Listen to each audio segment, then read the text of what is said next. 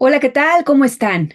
Soy Bertalicia Galindo y bueno, pues hoy en la Mañanera del Pueblo estuvo muy concurrida porque pues asistieron pues una cantidad copiosa de empresarios, empresarias mexicanas, empresarios mexicanos y bueno, por supuesto también estuvo el secretario de Economía, Marcelo Ebrard. Y bueno, pues vamos a hablar de uno de los dos temas. Para empezar, vamos a platicar sobre el primer tema que tiene que ver con cómo afectaría a México si realmente se pusiera este impuesto arancelario de 25% que ha amenazado Donald Trump a sus principales socios comerciales, Canadá, México y China. Bueno, a China 10% más. ¿Cómo afectaría? En esta mañanera del pueblo, el secretario de Economía, Marcelo Ebrard, explicó cómo el imponer estos aranceles, si fuera real esta amenaza de Donald Trump de 25% a México, bueno, pues es como darse un balazo en el pie. Y vamos a ver por qué.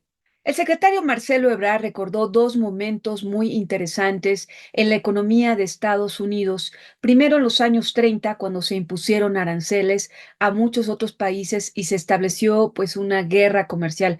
Recordemos pues que estaban saliendo de la Gran Depresión y se vivía todo este momento. Y el segundo momento fue uno más reciente en 1971, cuando el presidente Richard Nixon, quiso poner también 10% de aranceles a otros países del mundo y bueno, las cosas no resultaron nada favorables para los ciudadanos estadounidenses. Por supuesto que hay un precedente remoto, que es la política que se siguió en los años 30, a partir de 1930, y que provocó en aquella época muchas dificultades porque se inició una guerra comercial que a la postre redujo el comercio y provocó muchos problemas.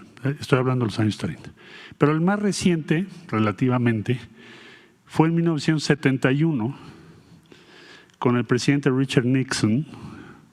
Él anunció un arancel de 10% a las importaciones de todos los países prácticamente. Fue un arancel general para negociar modificaciones a las políticas cambiarias de sus socios comerciales. O sea, fue un objetivo transaccional. Pongo 10% porque quiero que mis socios hagan modificación en su política cambiaria. Estas medidas generaron ¿qué cosa?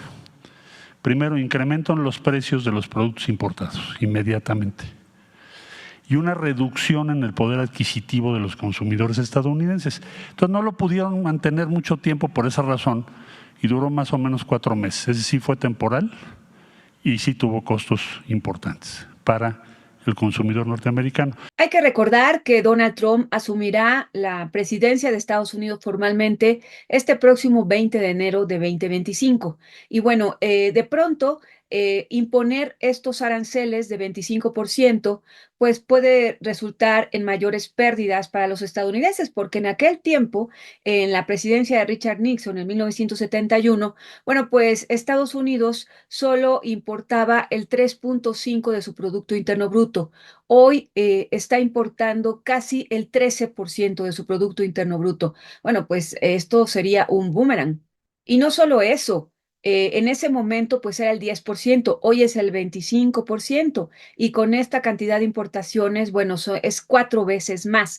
El secretario de Economía, Marcelo Ebrard, también explicó las principales empresas que serían pues dañadas, que serían afectadas y también los empleos que dan estas empresas en Estados Unidos por estas alzas arancelarias. México y Estados Unidos han construido, Canadá también países europeos, también Japón, Corea del Sur, otros aliados, han construido uno de los conglomerados industriales y tecnológicos con millones de empleos bien pagados más importante del mundo. Y es que, como lo explicó el secretario de Economía, Marcelo Ebrard, si estos impuestos se aplican, pues tendrían efecto a los impuestos justamente que pagan los consumidores. Y en este caso, pues sería un problema para la economía estadounidense, porque las mercancías también se encarecerían, no solo para nosotros, también para ellos. El primer impacto que tiene una tarifa, que es un impuesto, pensémoslo como impuesto, un arancel es un impuesto, va a ser el impacto a las principales empresas de los Estados Unidos en México, particularmente en la industria automotriz. Entonces, ese impuesto, imagínense, 25%, la primera afectación son esas empresas que son las que más exportan. Entonces, cuando dice el presidente Trump, voy a ponerle a México 25% porque exporta demasiado a Estados Unidos, lo que está diciendo es, dear fellows, we are going to impose, vamos a ponerles un impuesto a las empresas norteamericanas más importantes del mundo, de 25%, porque producen en México y exportan a Estados Unidos. Y si hubiese, por parte de Canadá y de México, que poner otros impuestos similares, que es lo que esperan muchos comentaristas, Financial Times, Wall Street Journal, en fin, porque es lo que ha pasado siempre, también se afectaría a estas tres empresas. ¿Por qué? Porque son las que más exportan a México partes automotrices. Estamos muy integrados, traemos unas cosas de Estados Unidos, otras las producimos aquí, las integramos y ustedes lo ven como un producto final. Entonces, es un impuesto que afecta primordialmente a este complejo industrial y tecnológico cuyos principales exponentes son estos tres grandes grupos de los propios Estados Unidos. O sea, es un tiro en el pie. Y el principal sector que se afectaría con estos aranceles de 25%, pues sería el sector automotriz. Aquí en México, desde hace más de 80 años, tenemos a las tres más importantes empresas estadounidenses que hacen autos y el 88% de las camionetas pick-up que se consumen en Estados Unidos se hacen aquí en México. Entonces, bueno, de tal manera, el secretario de Economía explicó cómo serían estas afectaciones pues, a la economía estadounidense. Los impuestos, digo impuestos, ya expliqué, porque un arancel es un impuesto. Los impuestos propuestos, o sea, el 25%, tendrían un impacto directo en las empresas, porque equivale a duplicar el impuesto sobre utilidades. ¿Cuál es el impuesto sobre las utilidades en Estados Unidos? Para Ford, General Motors, Stellantis y otras empresas. Imagínense todas las de autopartes, ya no les puse toda la lista porque no me cabe aquí. Son millones de empleos en Estados Unidos. Entonces, pagan, ahorita esta es su estructura. El producto, de este producto, el 21% lo pagan en utilidades, impuestos. De repente le pones 25%. Entonces, el impacto sobre las empresas es enorme. Más o menos pensamos que al final estos impuestos van a afectar al consumidor en los Estados Unidos, pero también a las empresas, y se perderían alrededor de 400,000 empleos. ¿Esto de dónde sacamos la cifra? Pues en los Estados Unidos, 400,000 empleos en Estados Unidos. Y luego de la presentación de los impactos que causarían los aranceles, vino la propuesta para que México, Estados Unidos y Canadá trabajen juntos para crear una región fuerte y competitiva. O sea, ¿qué le vamos a plantear a la nueva administración? ¿Hacia dónde vamos a trabajar? ¿Qué nos pidió la presidenta? El comercio intrarregional entre México, Estados Unidos y Canadá, de enero a septiembre de este año, es de $1,776.5 billones. Más o menos, para darnos una idea, es 1/3 del Producto Interno Bruto Mundial lo que genera nuestra región. Entonces, en la mesa hay como dos alternativas. Nos podemos fragmentar y dividir con acusaciones y tarifas. Podemos hacer eso si queremos. Porque si nos ponen una tarifa, nosotros ponemos otra y Canadá pone otra, pues va a ser una división de nunca acabar. O construimos juntos una región fuerte, competitiva y preparada para liderar el futuro y competir con otras regiones. ¿Qué es la propuesta que México va a preparar para esto? Bueno, primero tener estabilidad regional. Hay que cooperar en seguridad, en migración, en gobernanza, en muchos temas. Estabilidad regional. Segundo, prosperidad compartida. Esto nos ha subrayado la presidenta Claudia Sheinbaum, que debe ser el objetivo de los tres países lograr esto. Todo lo que vaya contra la prosperidad compartida no funciona. Todo lo que sean impuestos innecesarios, encarecer productos, dificultar producción, va en contra de la prosperidad compartida que queremos. Aumentar la competitividad global. Bueno, que las tarifas nos fragmentan, dificultan la tarea de las industrias, hacen que se pierdan empleos, se pierde la competitividad y se afecta tanto a Estados Unidos en primerísimo lugar, pero también a los demás, a México y a otros socios. Entonces, debemos, ¿qué hacer? Pues optimizar las cadenas regionales de suministro, mantener costos bajos, garantizar que nuestros productos lideren los mercados globales y trabajar en equipo, no dividirnos. Esto tiene muchas simpatías en México, en Estados Unidos y también en Canadá. Y pensamos que es una ruta adecuada, inteligente para la circunstancia que está viviendo el mundo. Y luego en la sesión de preguntas y respuestas, pues se habló de las importaciones que tiene México de China.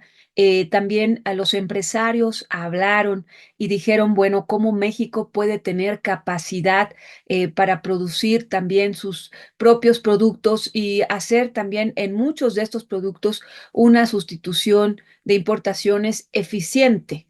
Y bueno, también habla otro empresario, dijo, hizo todo un análisis geopolítico de la relación estratégica que México tiene, pues al estar situado donde estamos, y también pues la relación que tiene México con Canadá, con Estados Unidos, con China, con Europa, con otros países de Asia. En fin, esto fue lo que dijo. Bueno, yo quisiera nomás rápidamente poner un poquito en otro contexto la pregunta.